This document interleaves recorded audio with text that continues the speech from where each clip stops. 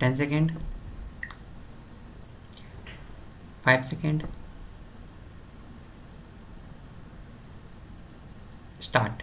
महोदय, आज चुनाव पर बल हावी है और जिन लोगों के पास काला धन है वे राजनीतिकों को खरीदते रहते हैं। वे राजनीतिक दलों को खरीद रहे हैं। इसलिए इस बात की आवश्यकता है कि चुनाव कानून में व्यापक संशोधन होना चाहिए। लेकिन इस बात की चर्चा राष्ट्रपति के अभिभाषण में नहीं है। यह इस बात को सिद्ध करता है कि सरकार का इरादा चुनाव कानून में संशोधन करने का तनिक नहीं है। वर्तमान अभिभाषण में राष्ट्रपति जी ने सरकारिया आयोग की चर्चा की है और उसमें उन्होंने यह कहा है कि सरकारिया आयोग की रिपोर्ट आ गई है। यह रिपोर्ट केंद्र तथा राज्यों के संबंध के सिलसिले में है और इस पर राज्यों की राय लेने के बाद सरकार इस पर विचार करेगी।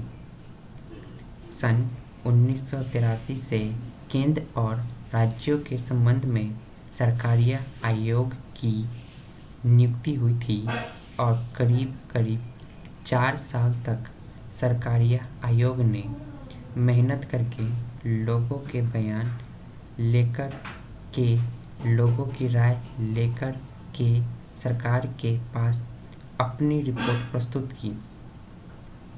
मैं सरकारिया आयोग के केवल एक पक्ष की ओर ध्यान आकर्षित करना चाहूँगा और वह है राज्यपालों की नियुक्ति के संबंध में।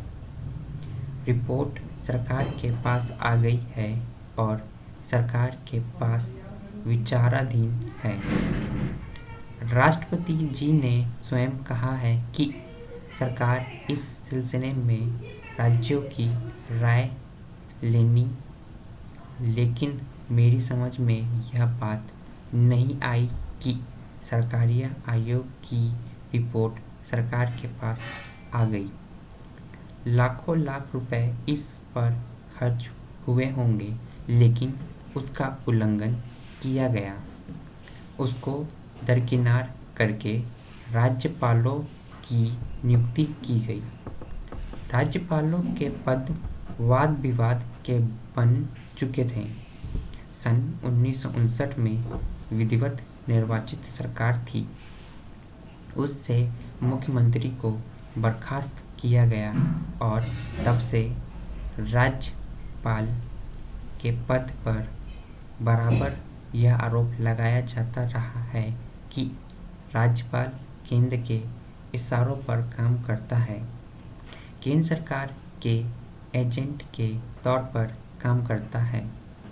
इन सारी चीज़ों के बारे में सरकारिया आयोग ने अपनी संतुष्टि दी।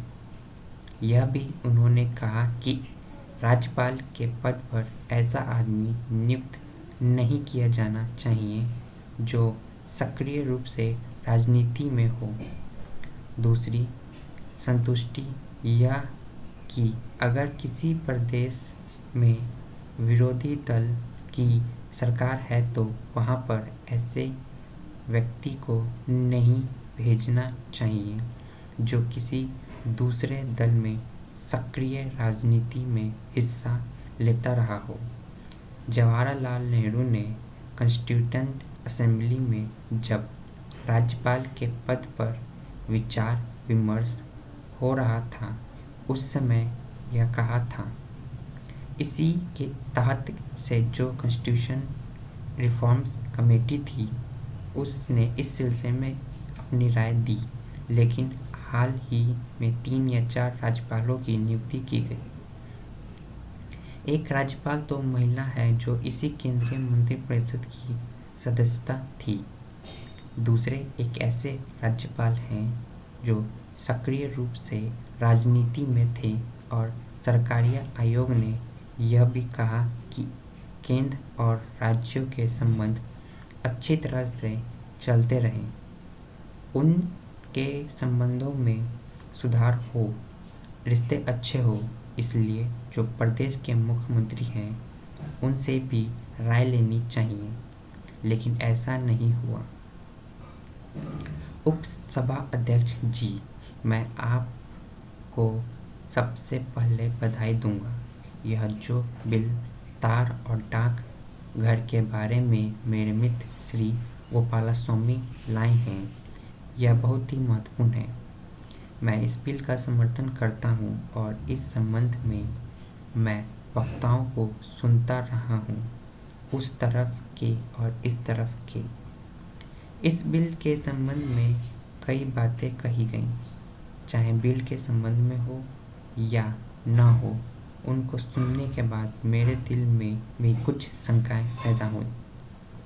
मैं समझता हूं कि उसे देश के सामने, इस सदन के सामने साफ करना जरूरी है। महोदय, इस बिल के संबंध में बोलने से पहले मैं कुछ बातें कहना चाहता हूँ। इस देश के अंदर जो सभी दल हैं, सभी व्यक्ति हैं, वे कोई देशद्रोही नहीं हैं। हम सब देशभक्त ही हैं। हम सब सदस्य जो इस सदन के अंदर हैं, या सभी दल जिनको इस सदन के अंदर सदस्य चुन कर भेजा है, सभी दल और सभी नेता देशभक्त हैं, देशद्रोही नहीं है, गद्दार नहीं है। मैं इस चीज़ को साफ कर देना चाहता हूँ कि किसी माननीय सदस्य का या किसी राजनीतिक दल ने जिस सदस्य को यहाँ भेजा है उसको गद्दार कहना या देशद्रोही कहना या कोई अच्छी बात नहीं है, या शोभा नहीं देता है। यह न सिर्फ इस सदन का अपमान है, सदन के सदस्यों का अपमान है, बल्कि पूरे देश की जनता का अपमान है। किसी सदस्य के देशद्रोही या गद्दार कहना मैं समझता हूँ ठीक नहीं है।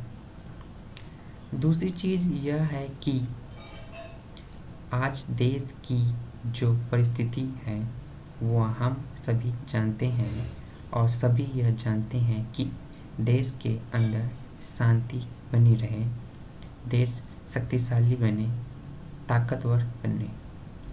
हम प्रजातंत्र में हैं। आज आप सत्ता में हैं, जनता ने आपको चुनकर भेजा है। हम जनता की बात की कद्र करते हैं। आपको गद्दी पर बैठने का हक है।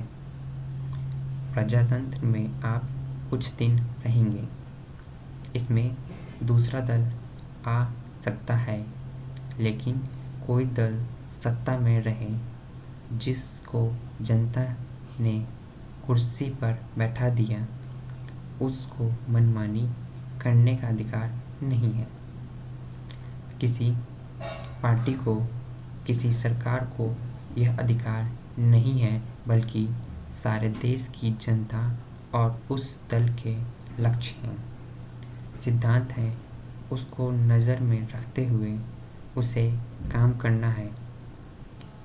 देश की खुशहाली के लिए, जनता की खुशहाली के लिए सरकार को काम करना चाहिए, चाहे वह राज्य की सरकार हो या केंद्र की सरकार हो या किसी दल की सरकार क्यों ना हो।